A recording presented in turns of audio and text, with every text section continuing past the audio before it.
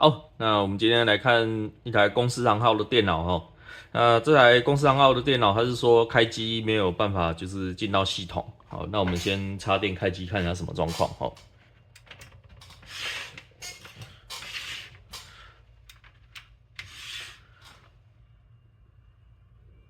风扇有转，然后卡 CPU 灯号，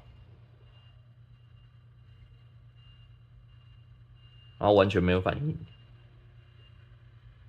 好，那我们先断电哦。先把它的硬碟先拔掉，哦，因为这看起来像比较偏板子的问题啊。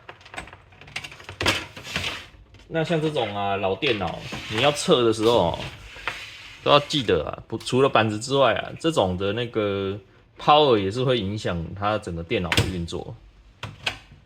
所以以我自己来讲啦，我在测的时候，我都是先裸板先试试看，然后不要认为说它的 power 有过电就是好的，随时都要怀疑这些零件可能是挂掉的。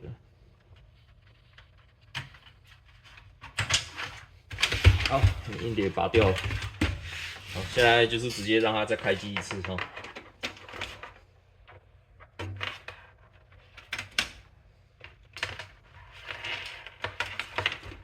那这种状况就是你先拔掉记忆体，哦，让它的 speaker 叫。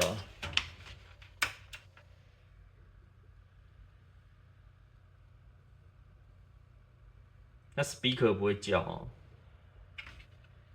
就一样卡 CPU 灯号不会动，跟那个之前的那一台电脑很像。那这个时候啊，要做的事情就是拆开了，拆开裸测了，然后它的单独的用我们自己的测试 power 直接上了，就不要用它的 power 了。先看看直接上再裸板能不能有开机有画面。如果连这边都没有的话，那代表说他板子是有问题的。那因为这个客人他今天很急，所以我们要赶快帮他处理好哦。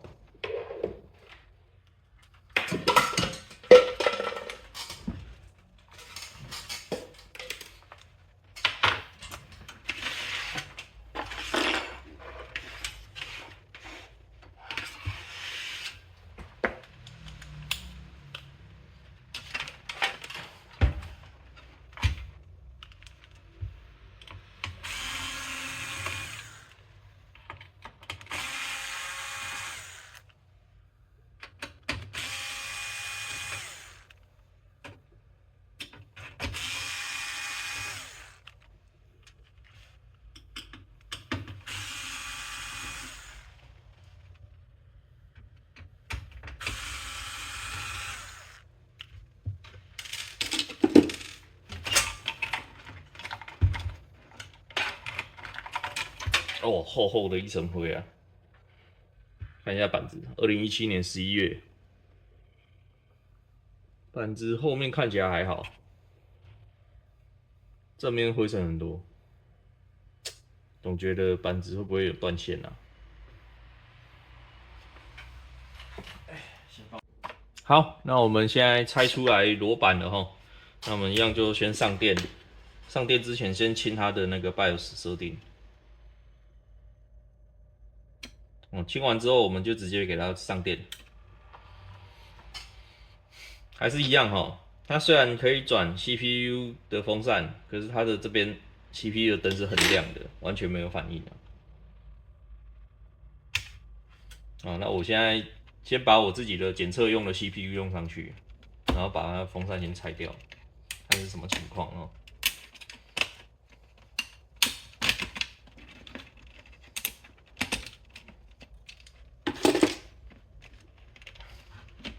哇，看超级脏，超多灰尘。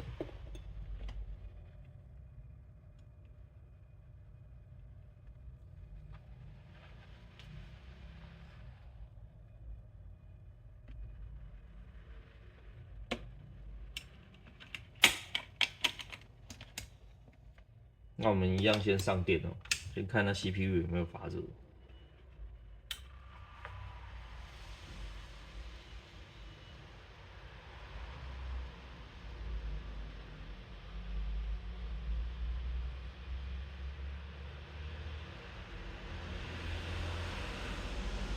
感觉没有温度呢。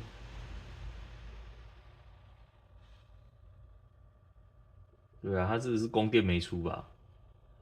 因为 CPU 的供电没出，当然就不会有下一步了。完全没有温度啊！正常来讲哦，你开机下去之后，它的 CPU 温度会马上上升啊。那这个完全没有温度啊，代表它供电就是有问题的啊。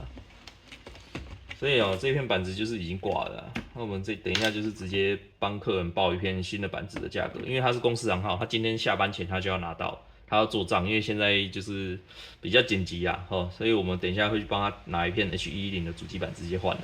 OK， 好，花了一点时间，我们就把这台电脑给处理完了。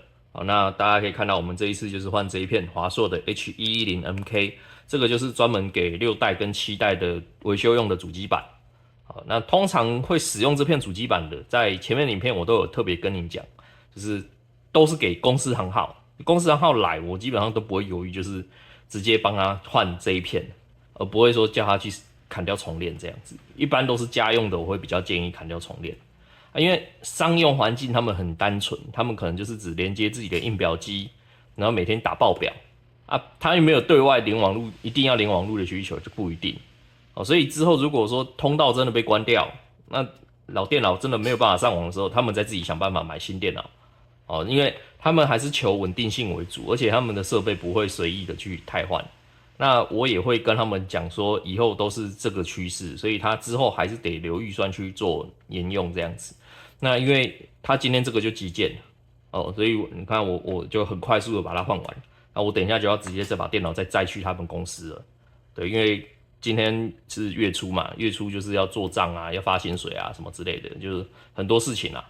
所以我们这个就必须要赶快把客人给处理好这样子。那最重要就是他的资料不能不见。OK， 所以我们也是会再跟客人多提醒说，这个电脑也用一段期间了，它的硬碟资料应该还是要定期做备份这样子，不要都没有做备份，没做备份爆了就完蛋了这样。OK， 好，那今天影片就先这样了，谢谢。